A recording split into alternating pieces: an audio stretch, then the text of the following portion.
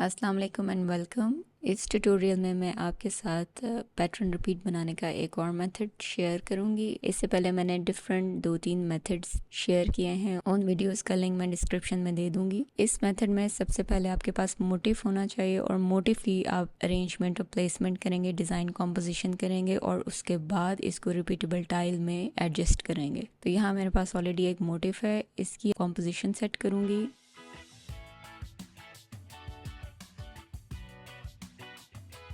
यहाँ पे मैंने इसकी कॉम्पोजिशन इस तरीके से सेट की है, लाइक मैं चाहती हूँ कि डिज़ाइन इस किस्म की लुक में आए।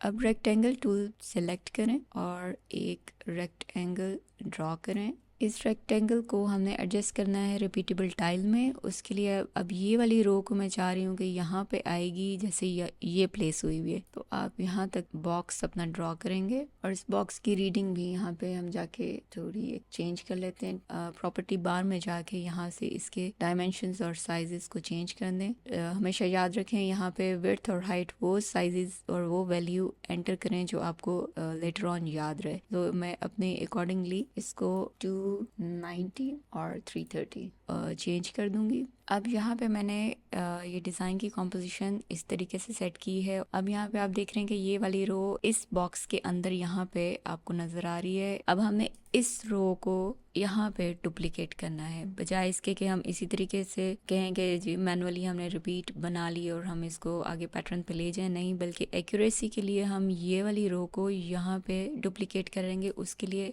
ये सारे मोटिव्स को डिलीट कर दें।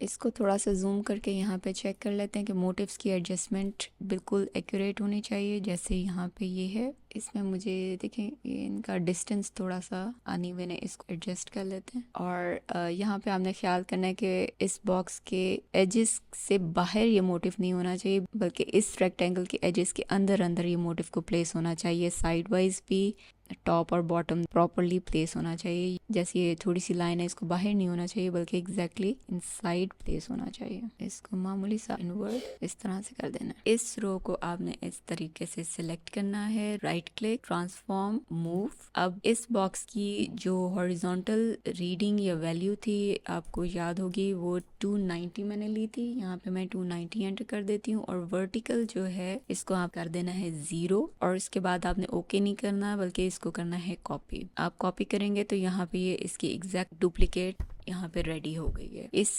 स्टेप का मकसद ये है कि बिल्कुल एक्यूरेट तरीके से कॉपी यहाँ पे आ जाए। अब नेक्स्ट स्टेप में आपने ये करना है कि जितने मोटिव्स आपको बाहर नजर आ रहे हैं उनको हमने एडजस्ट करना है। मिसाल के तौर पे ये वाले जैसे ही है, ये तो एग्जैक्टली यहाँ पे आ जाएगा, लेकिन इस मोटिव को आप देखें, इसका हाफ एरिया जो है इधर प्लेस हो रहा है और इस मोटिव का हाफ इस तरह से यहाँ पे नजर आ रहा है। अब हमने इनको डिलीट कर देना है, किसी एक मोटिव को। मैं यहाँ पे अपवर्ड वाले को डिलीट कर देती हूँ। अब इसको सिलेक्ट करूंगी, राइट क्लिक, ट्रांसफॉर्म, मूव और यहाँ पे अब मैंने वर्टिकल मूव करना है तो हॉरिजॉन्टल रीडिंग आ जाएगी 0 और वर्टिकल आई थिंक 330 थी। नीचे मोटिव को ऊपर प्लेस करना है तो रीडिंग आपकी आएगी नेगेटिव में, तो लिखेंगे -330 और कर देंगे इसको कॉपी। अब एग्जैक्ट इसका हाफ यहाँ पे प्लेस हो गया। ये स्टेप्स करने का सिर्फ मकसद ये है कि आप बिल्कुल एक्यूरेट रिपीटेबल टाइल सेट कर रहे हैं। और ये वाला पूरा मोटिव बाहर है, ये इनवर्ड है, तो इससे इसको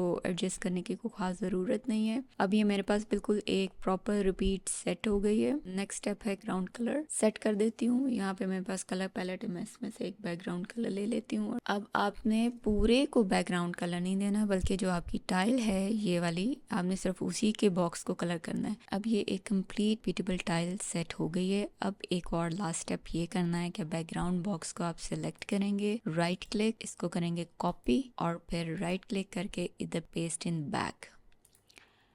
अभी जो बॉक्स बनाया है जिसको आपने बैक पे पेस्ट किया, उसकी फिल एंड स्ट्रोक को आपने ऑफ कर देना है। अब ये बिल्कुल कंप्लीट रिपीटेबल टाइल सेट हो गई है। अब इस सारे को आपने सिलेक्ट करना है और ड्रैग और स्वॉच पैनल में जाके ड्रॉप कर देना है। और ये लास्ट स्टेप अगर आप करना भूल जाएं तो पैटर्न जो है प्रॉपरली सेट नहीं होगी। तो ये लास्ट स्टेप बहुत इंपॉर्टेंट है करना। अब हम इसको टेस्ट कर लेते हैं कि इसकी रिपीट प्रॉपरली सेट हुई भी है या नहीं। रेक्टेंगल टूल पिक करें, एक बॉक्स ड्रॉ करें और यहाँ स्वॉच पैनल में देखें आपके पास पैटर्न पड़ा है, उसके ऊपर क्लिक करें तो यहाँ पे ये पूरा पैटर्न फिल हो गया है। इसकी कलर ऑप्शंस भी हम ट्राई कर लेते हैं। पैटर्न को सिलेक्ट करें, यहाँ पे इस व्हील रीकलर आर्टवर्क पे क्लिक करके और इस तरीके से हम इसकी डिफरेंट कलर ऑप्शंस को चेक कर सकते हैं। इसके ऊपर भी मैंने एक पूरी एलैबोरेटेड वीडियो बनाई हुई है, उसका लिंक भी मैं डिस्क्रिप्शन में दे दूंगी। आप उसको भी देख सकते हैं कि किस तरीके से आप अपने आर्ट वर्क को रीकलर कर सकते हैं।